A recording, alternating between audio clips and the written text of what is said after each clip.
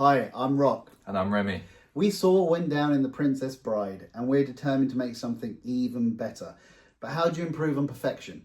Well, each episode will be rating a year of cinema from 1988 all the way through to present day. We'll be taking one director, one actor, and one scene. We'll then stitch it all together and see if lightning can strike twice. Welcome to the Fire Swamp.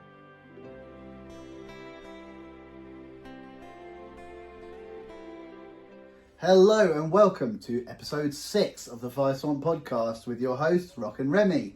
We're going to just get straight into it. Let's do it. The year is 1993.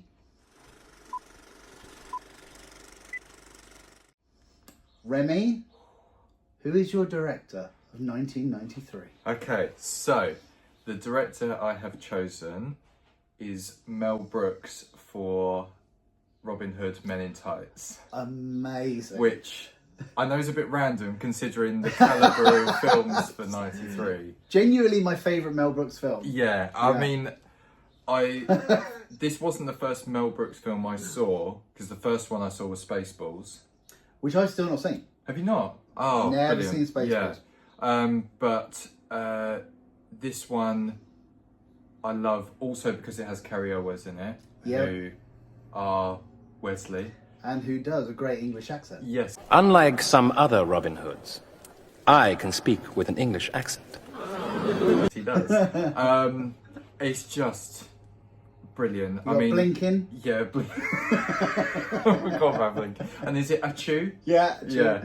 I think it just takes, because I know we've spoken about the Kevin Costner version of Robin Hood, and it's taking the mick out of that a little bit, and just running with it, and it's so stupid humour, but it's funny. It's a spoof of the Robin Hood tale. Yeah, it's nothing serious that is about all it it at is. all. It is literally just making fun of Robin Hood and having a laugh with it, and just Mel Brooks being Mel Brooks. So I suppose for people who don't know the Robin Hood story...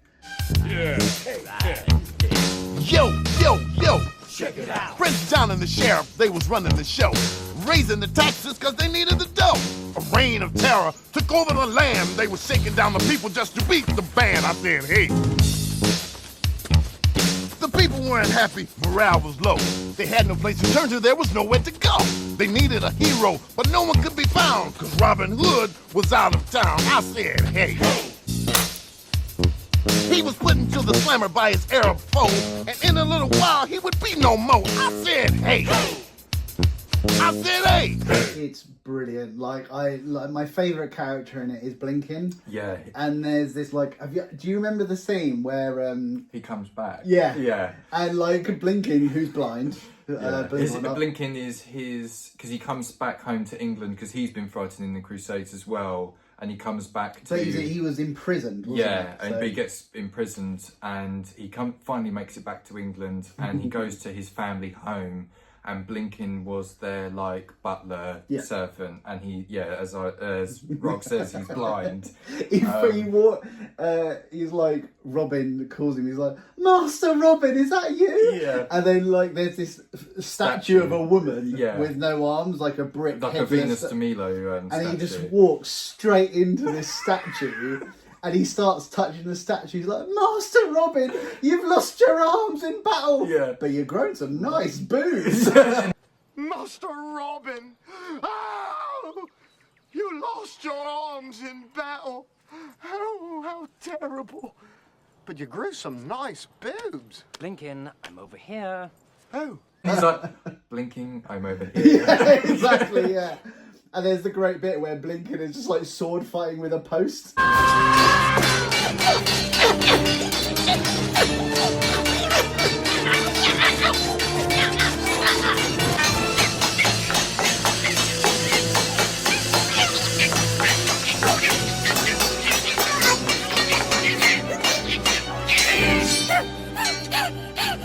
Such a great film. And it's got, is it Dave Chappelle is a chew? Yeah, one of my Young favourite Dave stand-ups Chappelle, of all time. I mean, absolute comic legend.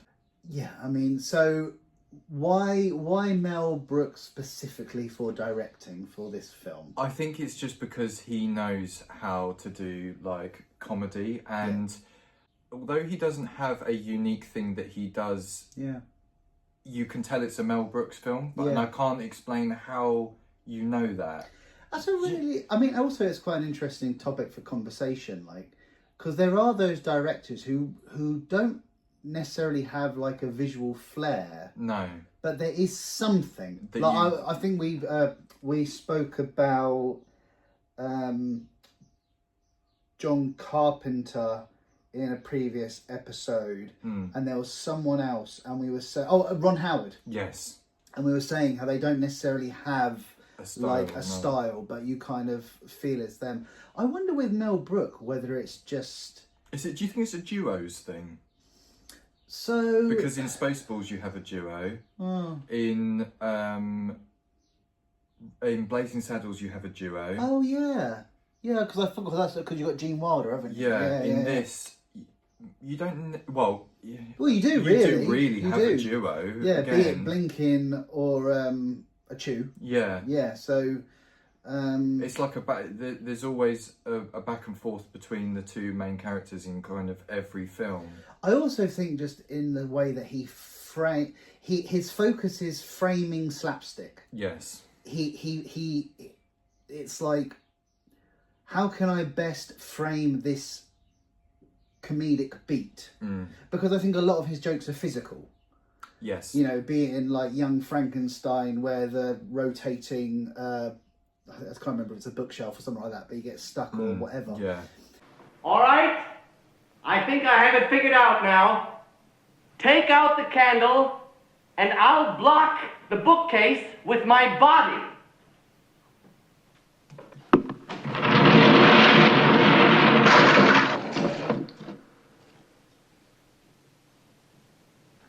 Now listen to me very carefully. Don't put the candle back. He's also like he loves an impromptu musical number. Yeah, there's always like one, in Young Frankenstein. And, there's one in Men in Tights as well. Yeah.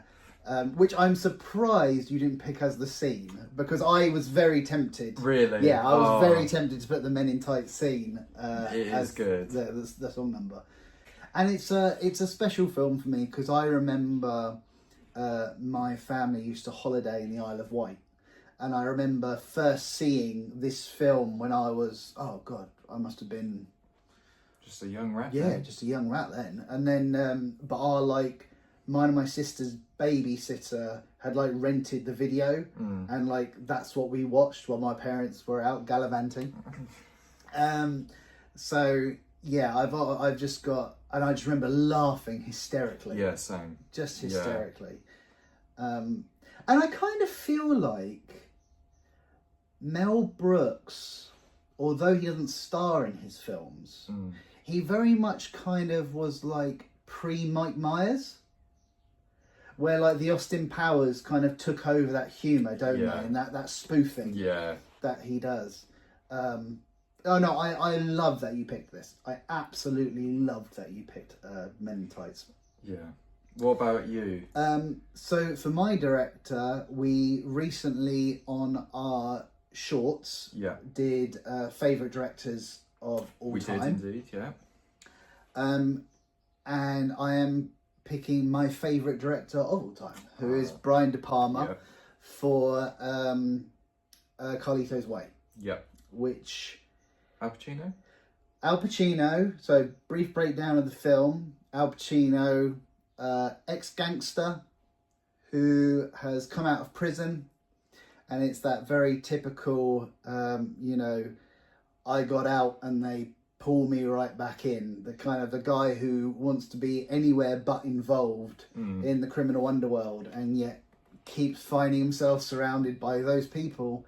And it's also a beautiful romance with a dancer he observes.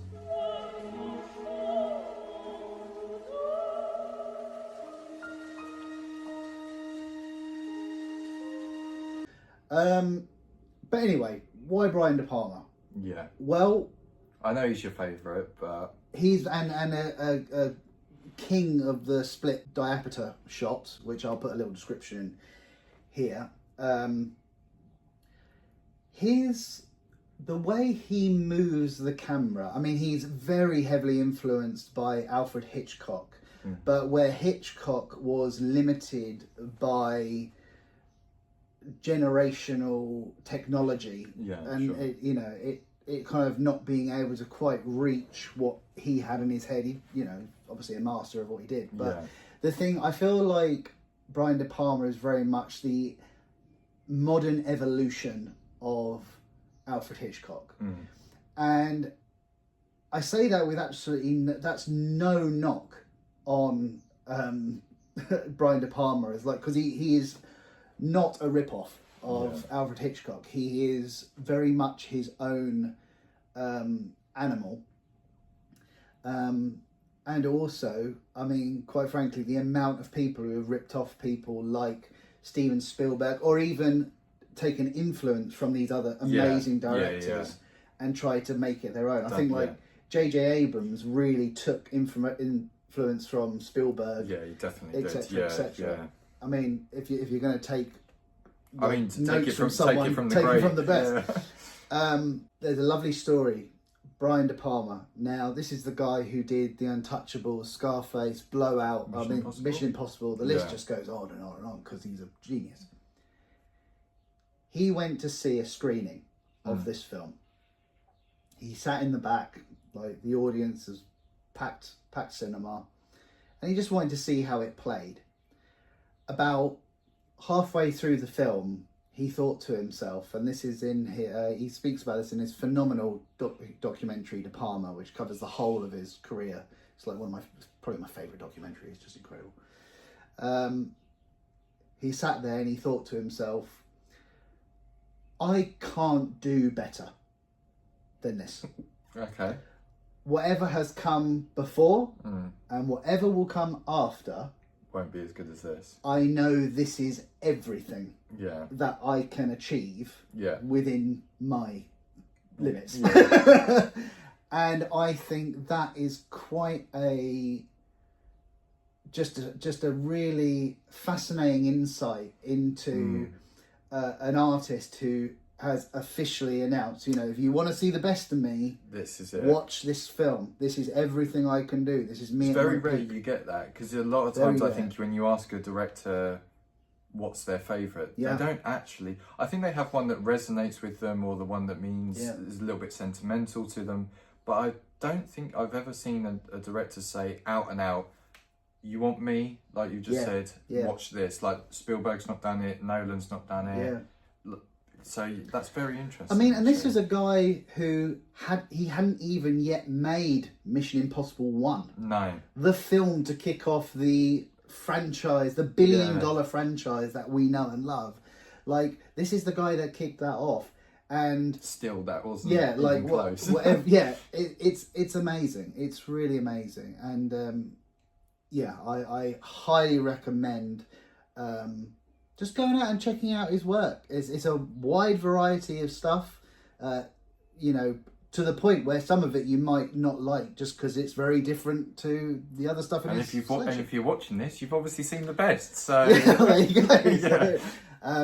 So I've gone for Brian De Palma. Great choice. I will shut up by now because otherwise I will just go on and on and on. And it'll be like we're watching a documentary. Yeah, exactly. Yeah.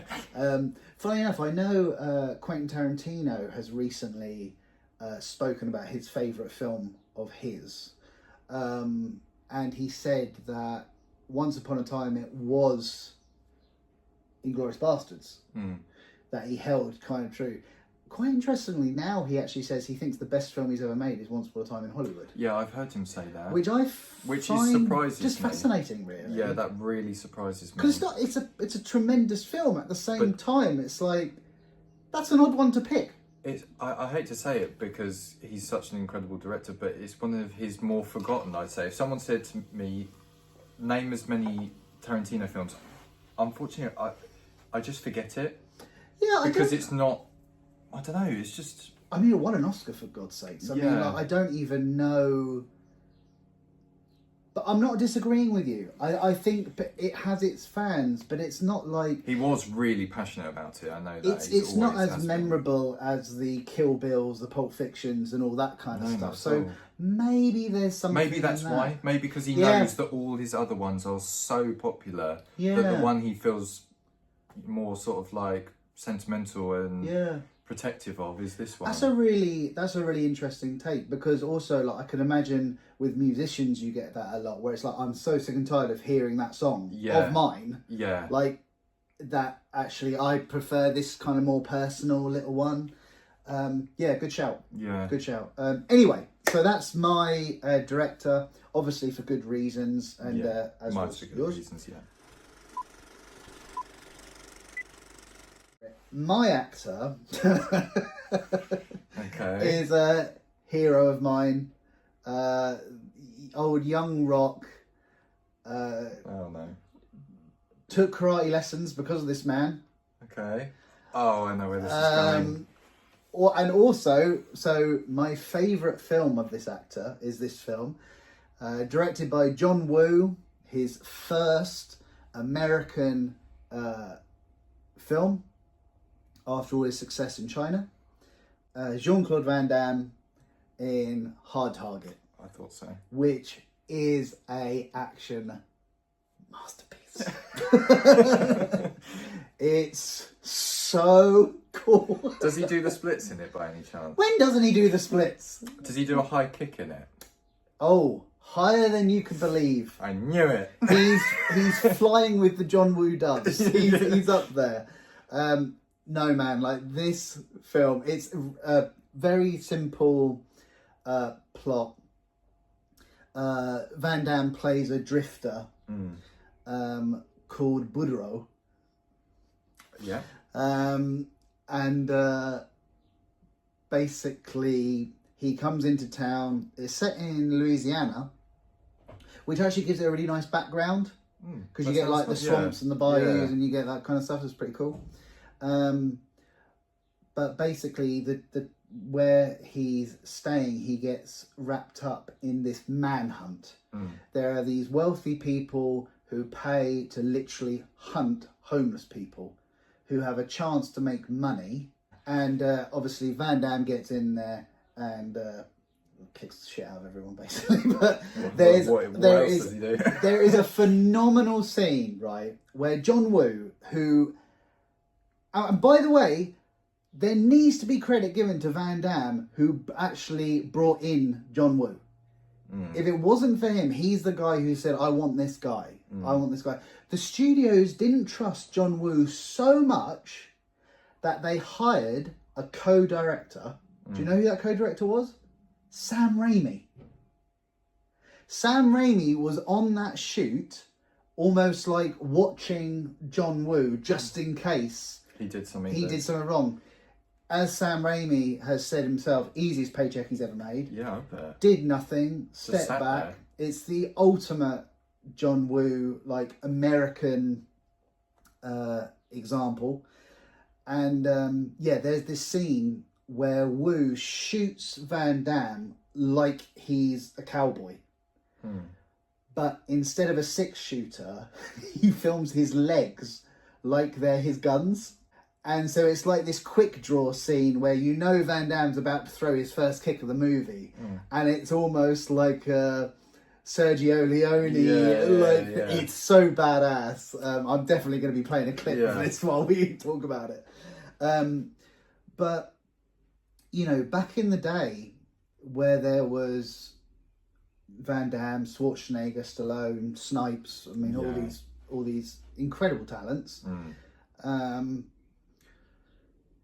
I would say this just highlights Van Damme's charisma. It's probably by today's standards, I don't care about this, but a lot of people would probably say it's cheesy. But all those films kind of were, to be fair. I mean, like... Do you know what? It's why I love them. Yeah, it's how you can have like someone's dad love it in their 60s. Yeah. And then son, daughter or whatever watching it when they're 12 11. Yeah. Well, I was watching this at around about 9, I think. And just being like, wow, this is so cool. Because you got the bad guys and you got the good guys. Just breaking it down into its simple. That's all it is. And then you just got John Woo dancing around on top of it and using Van Damme to the best of his ability. Yeah. And whenever cinema did that with Van Damme, they came up trumps. So, you know, I think... Match made in heaven. Match made in heaven, absolutely. So that is my pick for my actor, Jean-Claude Van Damme, Hard Target. Go watch it and thank me later. What about yourself with your actor?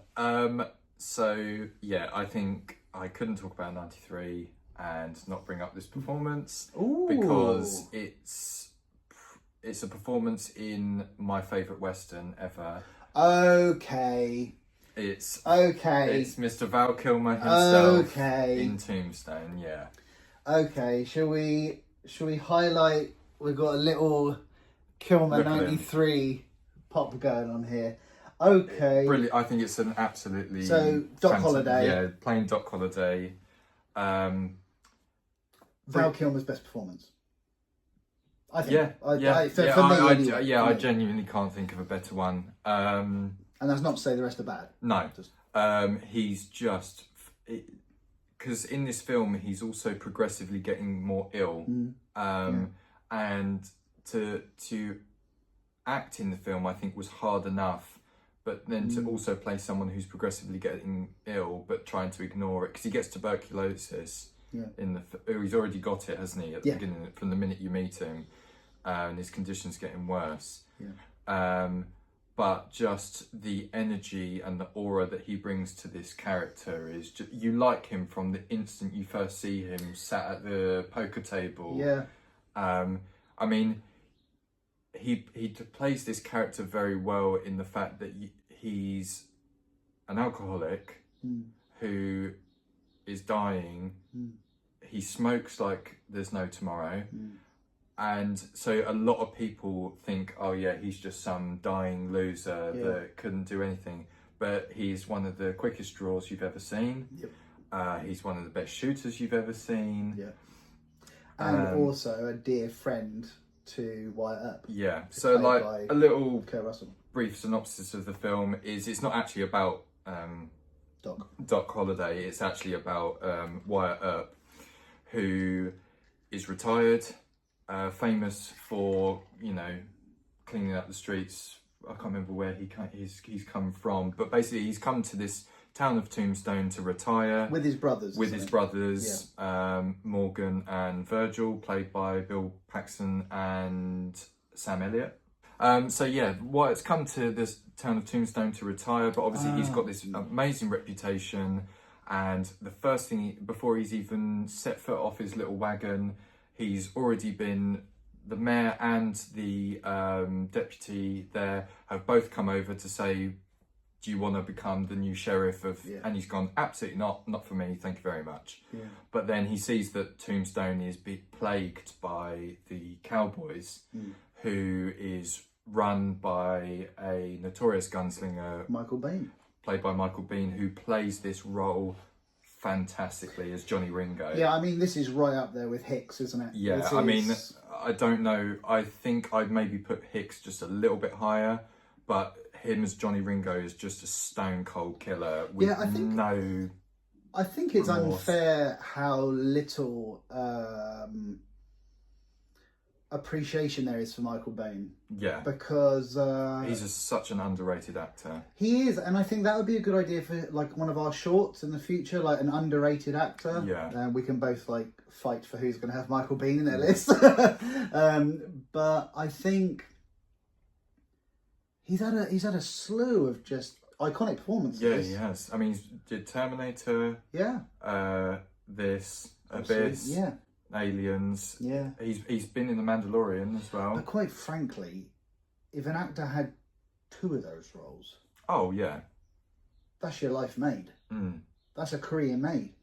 You know, this guy keeps it going. I think he's amazing. Yeah, absolutely amazing. So you got Johnny Ringo, and so basically Wyatt Earp has had enough of seeing the injustice in this town, and so he basically, well, actually, his brothers sign up to become the sheriffs first, and he's like, "What the hell are you doing? We came here to retire." And he's like, you know, the brothers are like, "Well, someone's got to sort out this mess here, so we will." And Wyatt reluctantly is then brought back into, well, I've got to get involved here. And bear in mind, another element of this film which makes it that much more exciting is that it's a historical drama. So this is genuinely factual stuff, because these are real people. And it includes the gunfight at the OK Corral, which is a very famous. It's kind of the most famous gunfight in the West. Really. And so basically, when Wyatt decides to become the sheriff, Doc is around in the background because he's been a friend of Wyatt's for years, and Doc has also come to Tombstone because of his health failing. He's come to a warmer climate, which is meant to be better for his health, and you just follow their story as it goes along. But Val has so many standout scenes in this. There's an incredible scene where Doc's been drinking for days, and he's just standing there, and Johnny Ringo comes in and he's like, you must be Doc Holliday. And he's like, well, that's the rumour. And Johnny Ringo tries to show off, and Michael Biehn does this fantastically, but he gets his pistol out and he starts like spinning it all over the room and doing all these fancy tricks with it. And then Doc Holliday's watching this all happen, and you think, oh, how's he going to respond? You know, would you shoot him? And then he has got this little cup which he's drinking his whiskey from, and then he just starts taunting him by Doc starts then flipping his little cup around and basically like, yeah, I can do that too, mate. Like anyone can do that. And then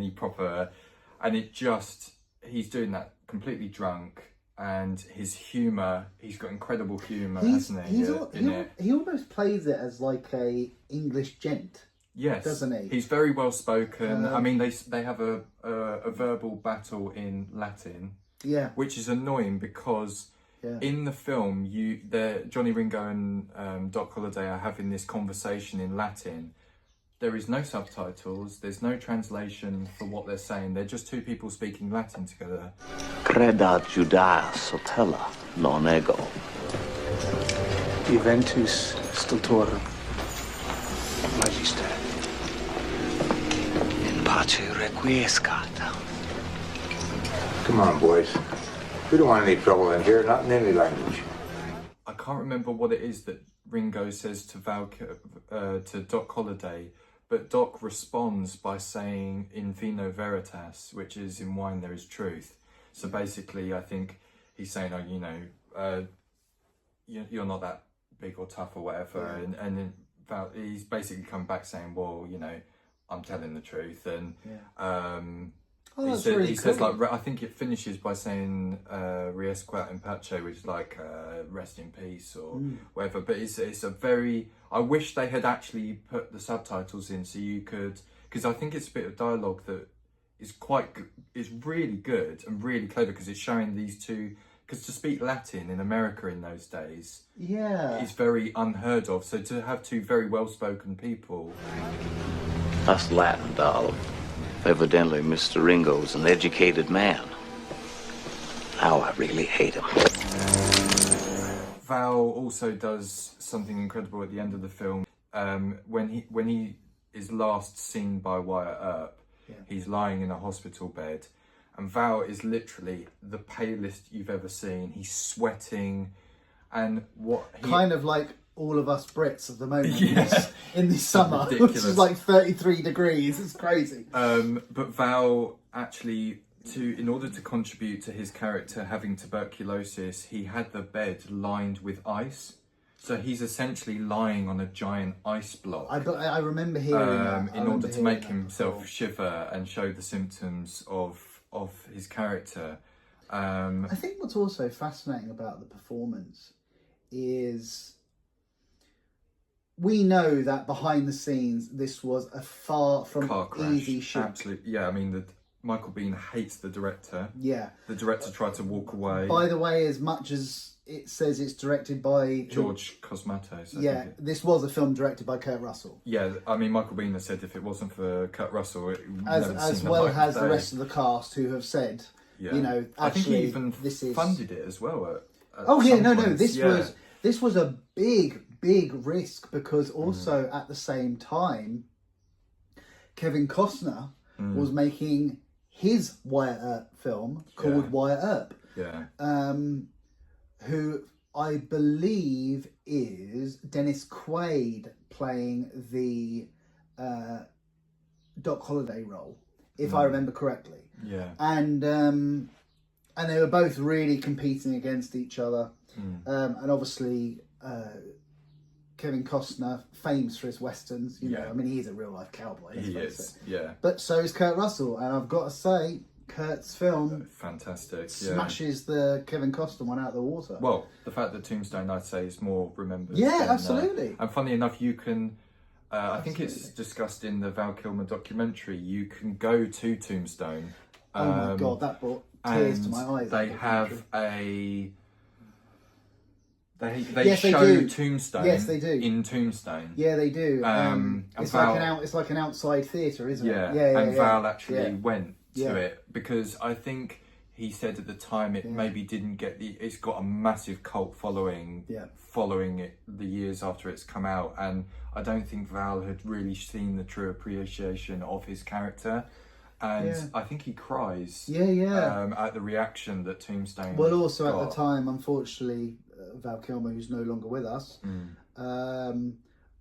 but I think it was very sentimental and also bittersweet seeing, although he's playing ill in the film, just seeing a young version of himself so full of this phenomenal performance that, you know, it just hits him so hard.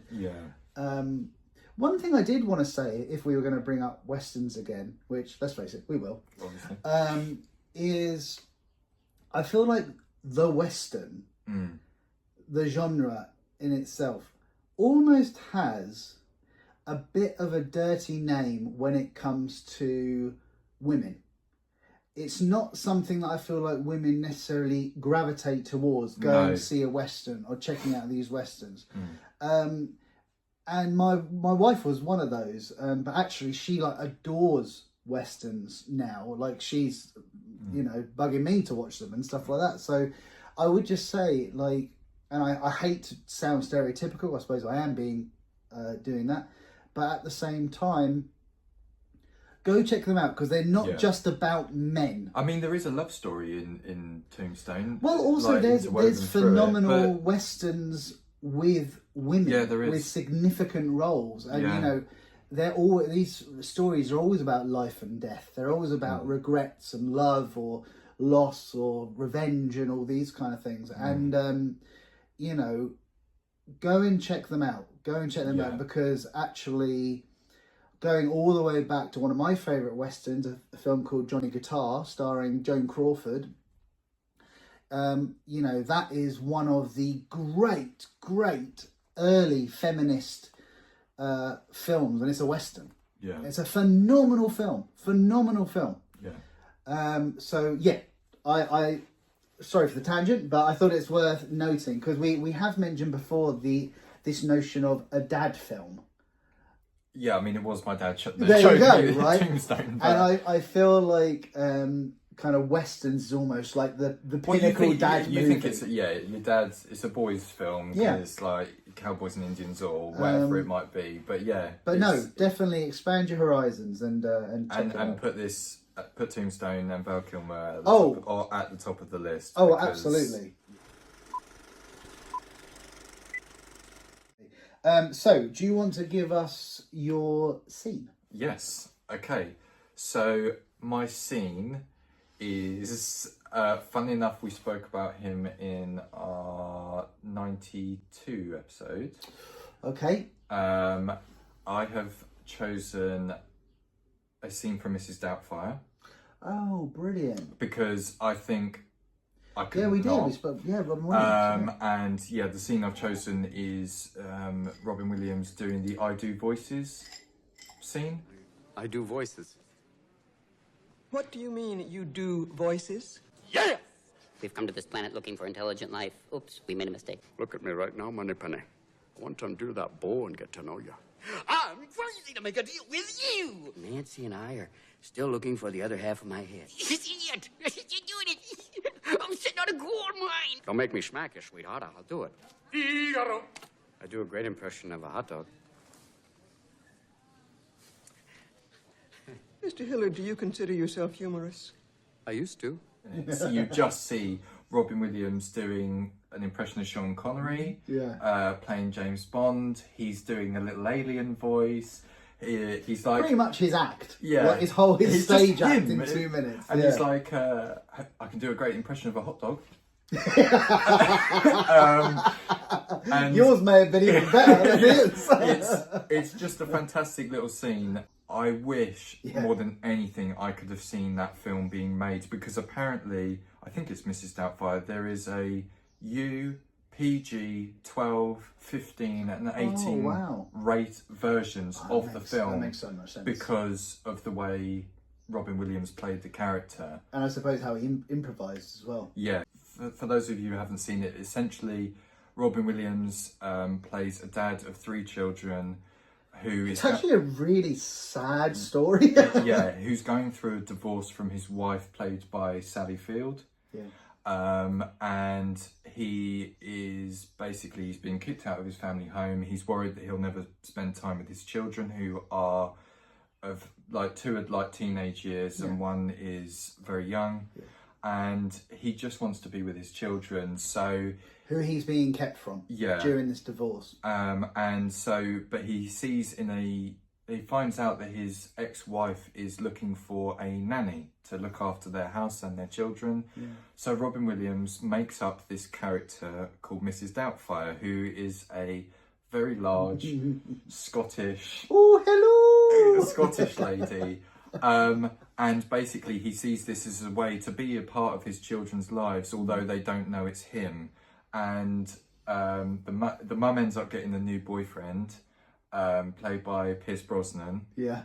Who he absolutely hates, obviously, because he sees this man as encroaching on his family and taking him away from his children. Also, it's Pierce Brosnan. Yeah. So, you know. I mean, when James Bond rocks up, you think, oh, it's a good reason to be concerned. Yeah, I'm missing out here. Like...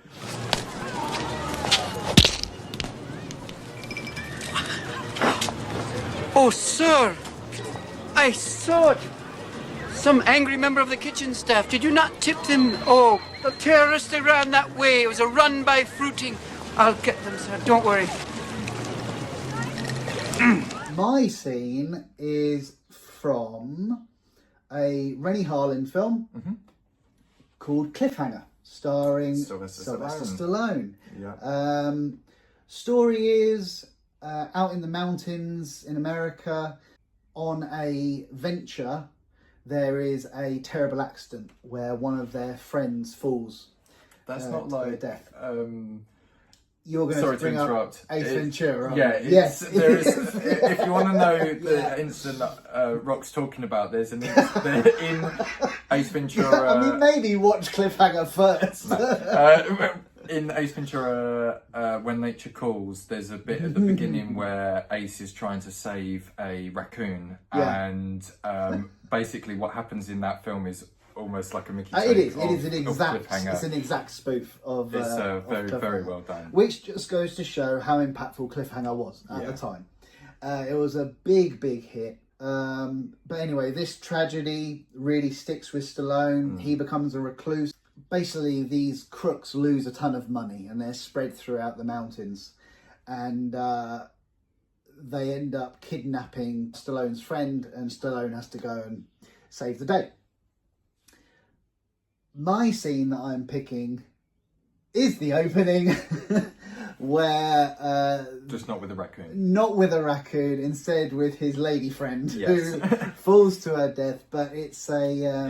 it's a hard thing to watch. It's an amazingly it's a real effective... tension builder. Yeah. Real tension builder. And it just kicks the whole film off of, like, if you're bad with heights, don't go near this film. No vertigo. And I haven't seen it for a few years, but I remember the last time I saw it, it still looks really good.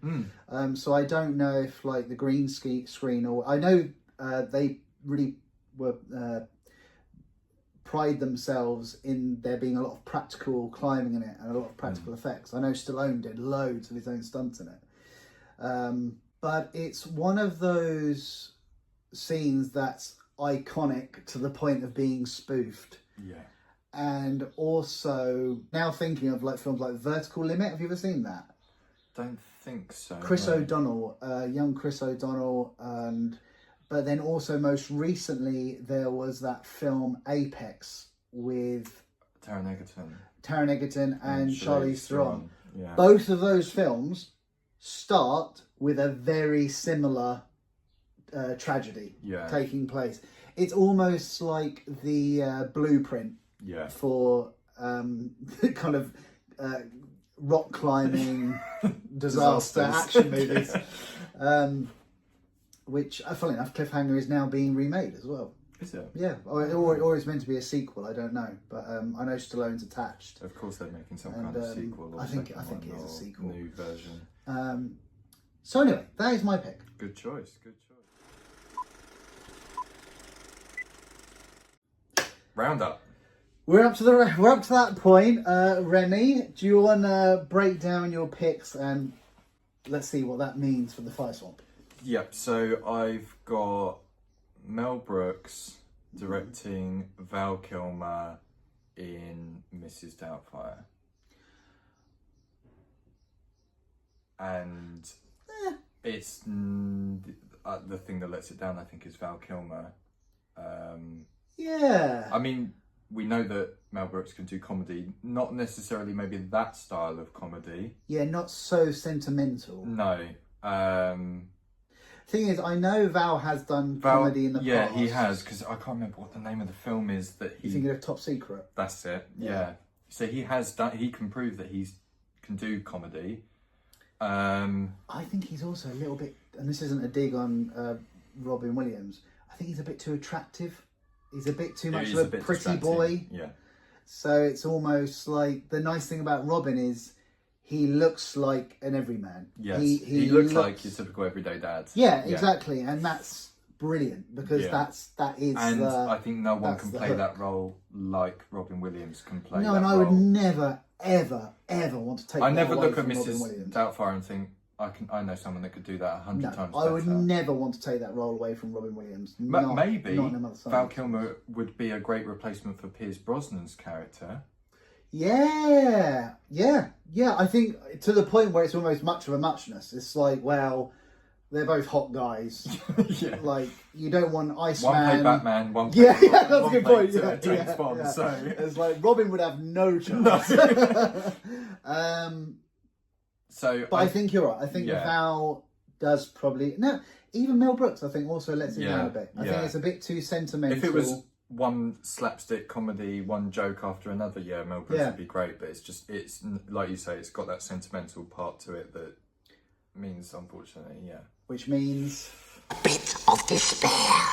I'm feeling hopeful for mine. Yeah, thinking about yours. I'm feeling really so go through it. So, drum roll, please. Brian De Palma, who did Mission Impossible 1. Van Damme and taking over, Stallone. So we're gonna get even more tension. We're gonna get even more flippy kicks.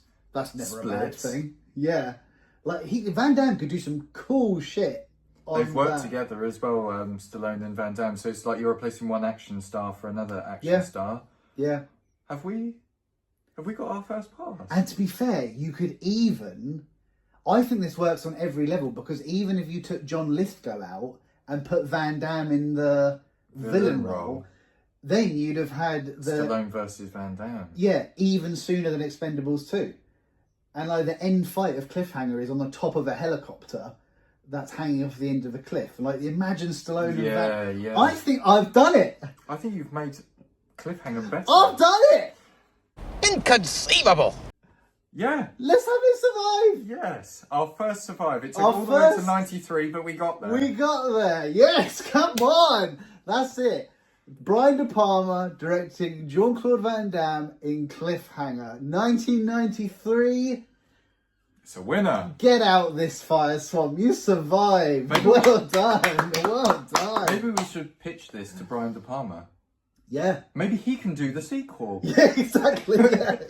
Oh, if only. It's going to be some crap it's going to be that's some chucked out awful, really quickly. Yeah. Actually, we say that now, cut forward a couple of Yeah, years. it's fast like forward. winning all the Oscars. Oh, don't even. Yeah. Wow. We did it. Yeah. Oh, I'm so pleased. We've made a film a bit more perfect. Yay. And my favourite film is, funnily enough, mine and my wife's movie. Yep. It's a bit of a weird movie to have, but it's our movie. We really connect to it and we love it. And in fact, our first dance at our wedding was to a song in this film by Charlie and Eddie called Wounded Birds, and it is True Romance. Yeah. Tony Scott, starring Christian Slater and Patricia Arquette. Yep. As Clarence in Alabama. It's got a stacked cast. Yeah, it really has. You got Christopher Walken. Val Kilmer. As Elvis. Although you never see it's Val Kilmer. You get even a very brief cameo from Samuel L. Jackson. You get Dennis Hopper. Yeah. Gary Oldman. Oh yeah, Gary Oldman. Oh man, what a performance that it was. Brad Pitt. Yes. Yeah, Brad Pitt. Honestly, the list does go on. I'm probably missing someone really big. This film I loved for the longest time. Written by Quentin Tarantino. Yeah. A film where actually his money from selling the script of this and also a film called Natural Born Killers gave him the money to go on to make Reservoir Dogs. It's about a comic book store clerk, played by Christian Slater, who on his birthday meets Alabama, who is sweeter than pie. And overnight they fall in love. It's love at first sight. And they then go on an adventure which takes them into the movie industry. It kind of spirals out of control, into like drug deals gone wrong. Oh wow, cast member, I just thought James Gandolfini. Oh my goodness, yeah. James Gandolfini. I think for any of you out there who kind of connect to those slightly broken but lovable characters, you know, Clarence and Alabama is one of the all-time great movie couples. I mean, you fall in love with them regardless of their flaws, and you just root for them from beginning to end. Yeah, and you know they're thick as thieves. So yeah, there you go. That's what I've picked. Good choice.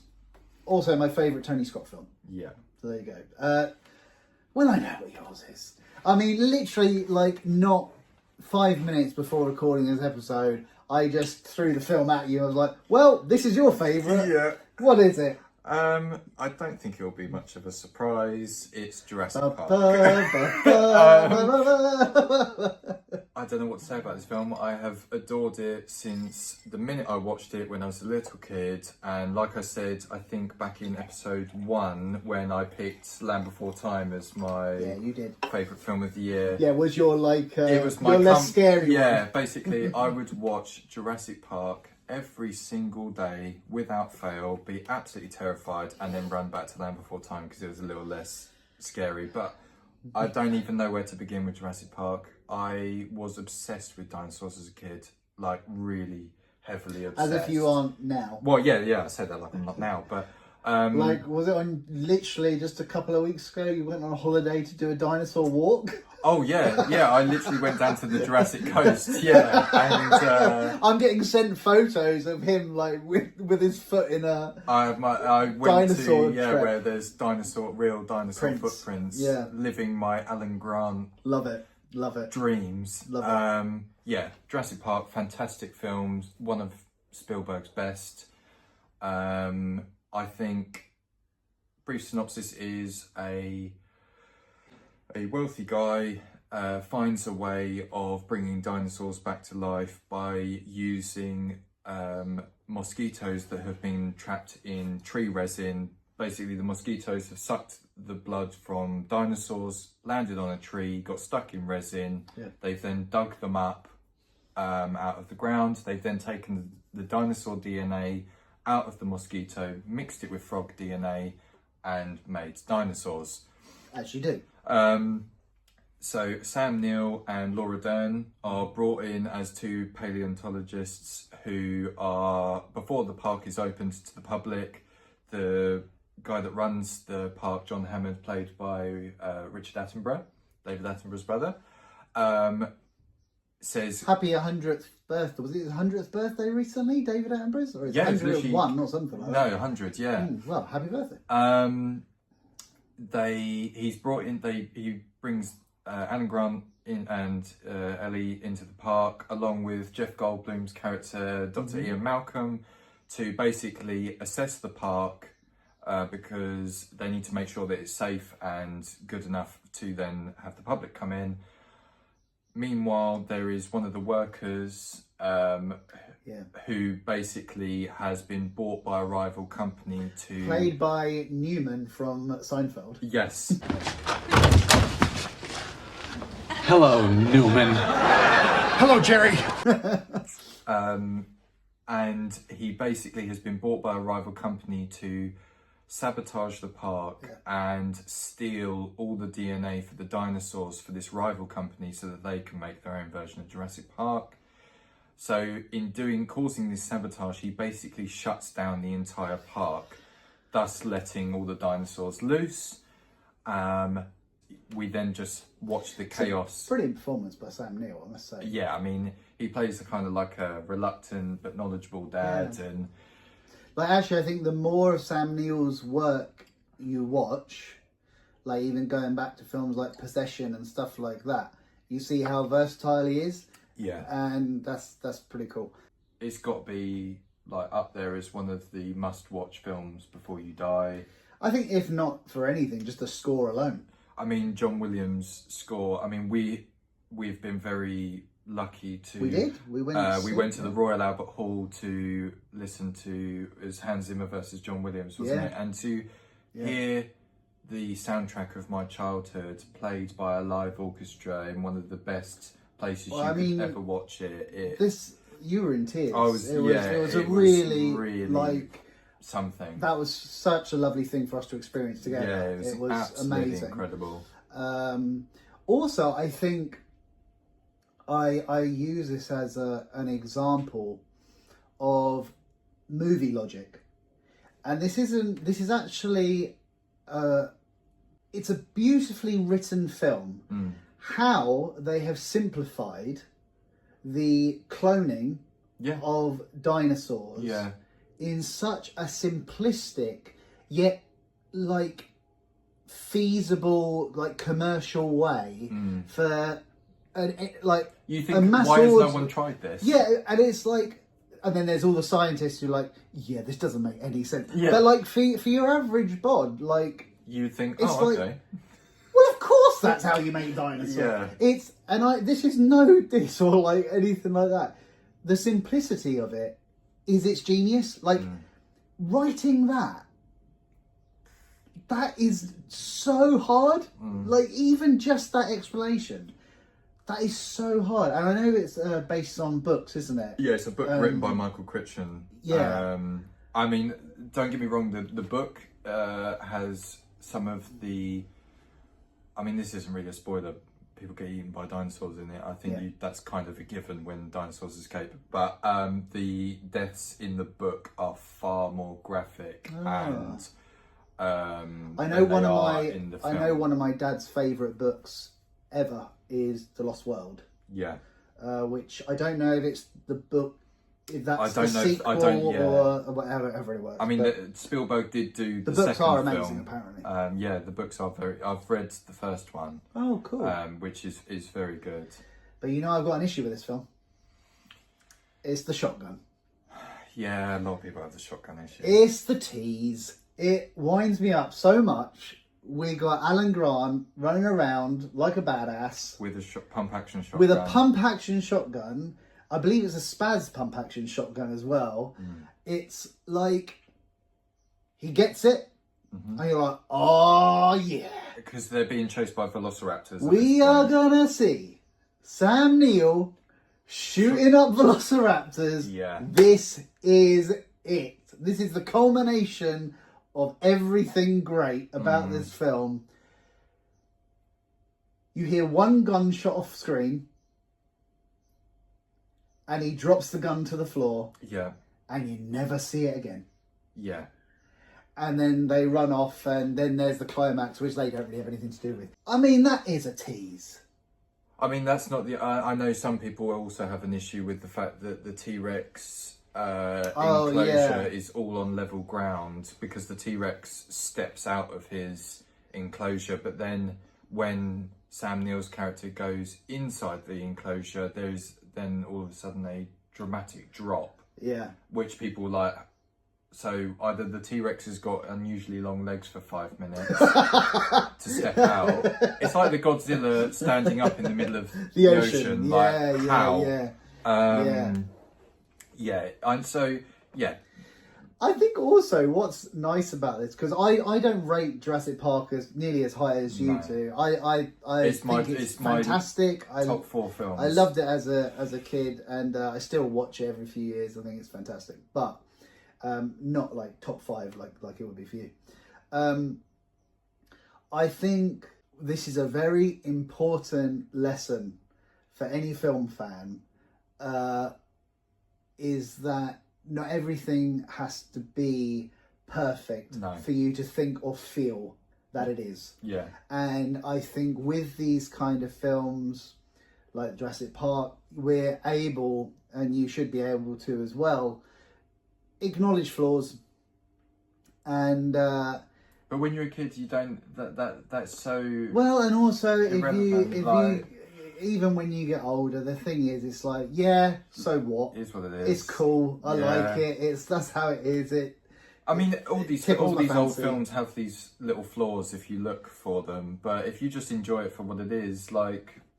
Well, and also, you know, it's much as you are able to notice flaws in films that you may consider perfect. Likewise, looking for something good in something that you might think is a bit crap. And I mean, this was also pretty groundbreaking in the... oh, wow. The fact that we haven't even... and also just special effects in general. Special effects. I mean, it's... This is incredible. This is like a phenomenal leap forward in special effects. I think it's like the benchmark for, like...